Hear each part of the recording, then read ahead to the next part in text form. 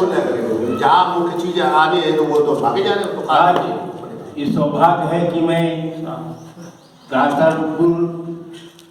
कानपुर देहात में हूँ।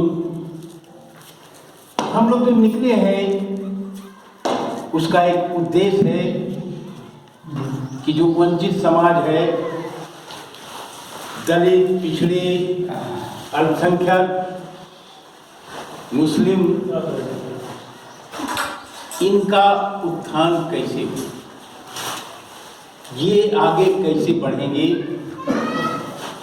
उसमें सबसे बड़ी बाधक अगर कोई चीज है तो इस मनुवादी व्यवस्था ने 6,432 जातियों में बांट करके इस समाज को अलग थलग कर दिया। हम कहाँ से बैकवर्ड हैं, हम कहाँ से दलित हैं, हम कहाँ से अल्पसंख्यक हैं, हम कहाँ से आदिवासी हैं। मानो एक समाज में यहाँ सत्ता के लिए, राज करने के लिए ये व्यवस्था बनाई डालने के रास्ता। इस देश का अगर बंटवारा किया गया है तो सत्ता के लिए किया गया है, और 1925 तक अब तक जो कत्लेआम हुआ है, वंचितों का हुआ है, वो सिर्फ सत्ता के लिए हुआ है। ये 3% के लोग, ये मनुवादी लोग सत्ता में बने रहने के लिए ये लाशों पे चलते चले जाएंगे, इलाके के इलाके फुकवा देंगे, ये पीछे मुड़कर देखेंगे नहीं कि इस देश का क्या हासिल हो गया, उन्हें सत्ता चाहिए। आज ये मजलूम समाज, उसमें दलित भी है, पिछड़े भी हैं, ऐसी स्थिति पहुंच गए हैं कि आने वाले समय में उनको एक टाइम का खाना नहीं मिलेगा। सारा सेक्टर बिक चुका है, एक ही सेक्टर रहा, वो जमीन है। और ये जमीन को भी आपसे ले लेना चाहते हैं, और जो एक कॉन्ट्रैक्ट बेस पे आपको खेती कराने के जो निर्णय दिया गया है, उसमें आप अपने खेत में अपने मन मुताबिक कोई फसल नहीं बो सकेंगे। अगर वो फसल बर्बाद हो गई तो उसके जिम्मेदार आप होंगे, पूंजीपति जिम्मेदार नहीं होगा। तो बीज आपको देंगे, रेट वो खुद तय करेंगे, और अगर नुकसान होता है तो आप जिम्मेदार। 20 साल के बाद अगर कहेंगे हमें खेती चाहिए, तो यही पूंजीपति आपकी जमीन पर लोन लेंगे, और उसके बाद कहेंगे 3 करोड़ रुपया इसमें लोन है, आप दीजिए तो अपनी जमीन दे। तो कुल मिलाकर के गरीबों को तबाह करना है, इसके अलावा कोई भारत सरकार बात कोई नहीं काम कर रही नहीं।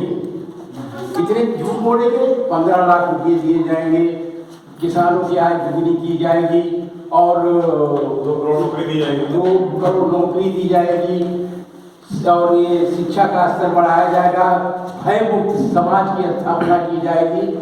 बल्कि सरकार सारे हथकंडे अपना रही है। आज दलितों का, मुस्लिमों का, पिछड़ों का सरेआम कत्लेआम हो रहा है, सरेआम रेप हो रहा है, FIR तक नहीं लिखी जाती है। ये क्या? बाबा साहब ने जो संविधान बनाया था, इन मनुवादियों ने उसको पीछे कर दिया है। RSS का भी संविधान चल रहा है, बाबा साहब का संविधान देश में नहीं चल रहा है। कहने के लिए हम कहें 70% किसान इस देश में है। क्या ये 3 काले कानून बनाए गए हैं किसानों से पूछ के बनाए गए हैं? नहीं बनाए गए हैं। तो बाबा साहब का संविधान को खत्म करने के लिए, यहाँ हिंदू राष्ट्र कायम करने के लिए, और वही पुरानी व्यवस्था कि जिम्मेदार ने सारे मजदूरों को एक बाड़े में रख करके और सुबह खोल दिया, जाओ काम करो, शाम को आके रूखी सूखी काट के उसी बाड़े में जो घेर दिया गया उसी में रहो। यही एक व्यवस्था है जो मनुवादी व्यवस्था है। ये करीबन 80% उस पर पहुँच चुके हैं। सिर्फ पार्लियामेंट से इनको उसको मोहर लगानी है। तो अब भी अगर इस देश का मूल निवासी, पिछड़ा, दलित, अल्पसंख्यक आदिवासी अगर एक न हुआ तो आने वाले समय में आपको वो पड़तालना झेलना पड़ेगी जो हजारों साल पहले आप गुलाम से बदतर थे, वही गुलामी पूरी तरह से लागू होगी। तो हमारा आप लोगों से खास करके अपील है कि आप जो वंचित समाज के लोग हैं, जिसमें पिछड़े दलित मुस्लिम आदिवासी ये लोग आते हैं, इनमें एकजुटता होनी चाहिए। अगर ये एकजुटता ना हुई तो आने वाला समय इतना कष्टदायी होगा कि आप झेल नहीं पाएंगे। खास करके 3-4 लोग मुस्लिम लोग यहाँ बैठे हैं, मैं उनसे ये कहना चाहूँगा, हम भी काफ़ी लंबे समय से होम डिपार्टमेंट से रिटायर हुए और काफ़ी नज़दीक से मुस्लिम कम्युनिटी को मैंने देखा है। अगर कोई वो होगा मजलिस होगी या बड़े बड़े जो होते हैं जलसे, तो उसमें बड़ी तादाद में, करोड़ों की तादाद में मुसलमान पहुंचता है।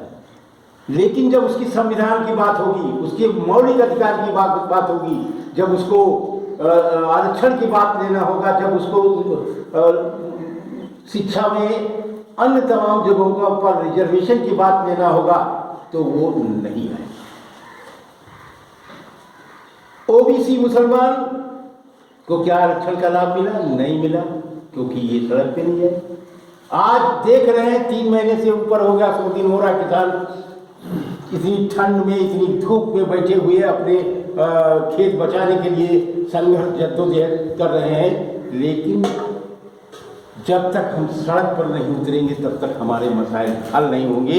इसलिए मैंने खास करके मुस्लिम कम्युनिटी से जो लोग बैठे हैं, उनकी जिम्मेदारी बनती है कि मुस्लिम समाज को भी और दलित समाज को, पिछड़े समाज को एकजुट करने के लिए अहम भूमिका निभाएं, वरना आने वाला समय बहुत ही खराब है।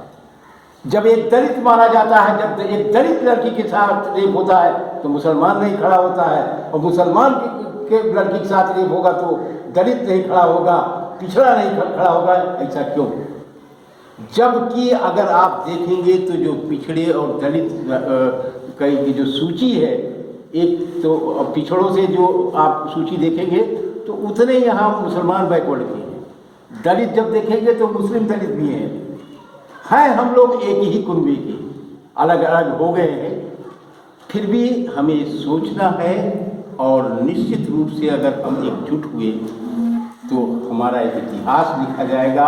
हम कुल राष्ट्रीय संपत्ति और सत्ता के मालिक हम बनेंगे, क्योंकि ये देश मेरा है और मेरे देश पर किराए के लोग आकर के उस पर कब्जा कर लिया है। जिस तरह अंग्रेजों को हमने भगाया है, उसी तरह की एक लड़ाई इस मूल निवासियों को लड़ना होगा। अगर ये नहीं लड़ पाया तो उसका पतन है। आप सिंध घाटी सभ्यता को देखिए, तमाम ऐसी जातियाँ, वो उपजातियाँ जितनी भी थी, वो सब समाप्त हो गई। एक दौर आया वो वनवादियों का कि उसने बिल्कुल पटना लगाकर, जैसे सरावन होती है जानते हो खेत में मया के, उस तरह मया दिया, मिट्टी में मिला दिया इन मूल निवासियों को। तो हमारी इस बात की ज़रूरत है कि हम सभी मूल निवासी एकजुट हो करके और कुल राष्ट्रीय संपत्ति और सत्ता पर कब्जा करें, और हम इनके जो 3% के आगे कटोरा लेके भीख मांगते हैं, इससे अच्छा है कि हम चुल्लू भर पानी में डूब के मर जाएं। हमारा मान है ना कोई सम्मान है, कुछ नहीं है। अगर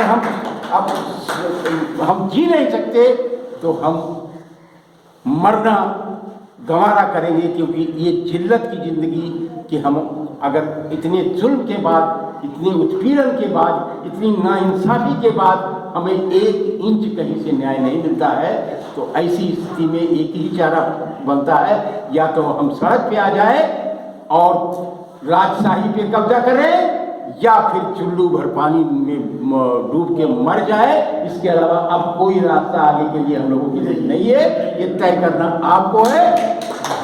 आप सभी का बहुत बहुत धन्यवाद। कभी संजोग मिला तो फिर आएंगे, फिर बात करेंगे। जय भारत।